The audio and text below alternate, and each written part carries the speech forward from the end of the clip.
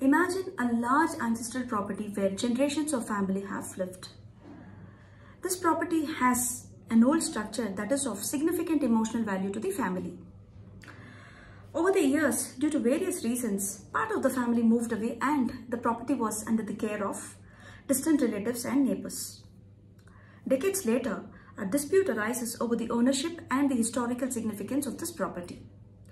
One side of the family who moved away claims that the old structure on the property was originally a significant monument constructed by their ancestors.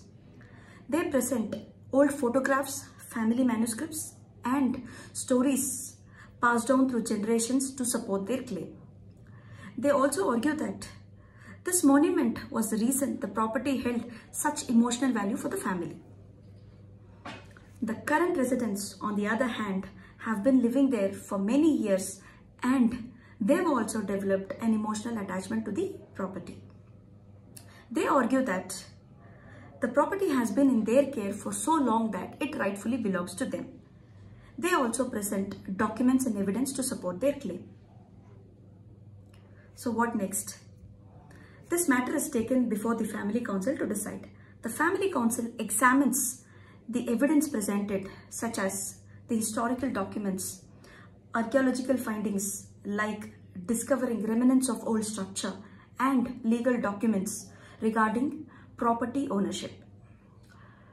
The family council acknowledges the emotional and historical significance to both the parties, but bases its decision on the tangible evidence and legal principles such as the original purpose of the structure and documented ownership history.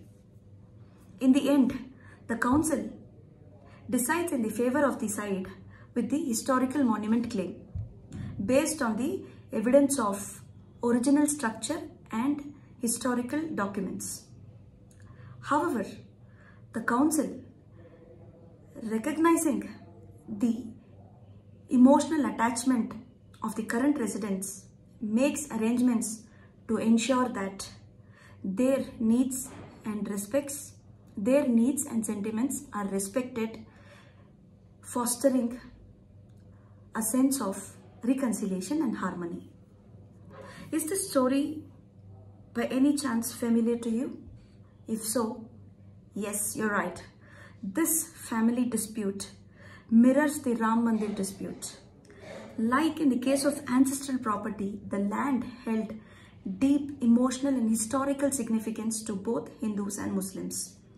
The dispute was resolved by examining historical, archaeological, and legal evidence. However, the court recognized the sentiments of the Muslims and provided an alternative piece of land for the construction of mosque, ensuring balance of justice.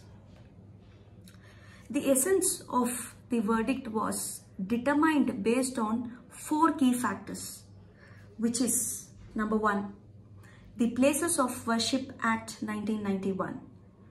2, property ownership rights. 3, the role of archaeological evidence. 3, interplay of history and faith in the legal arguments.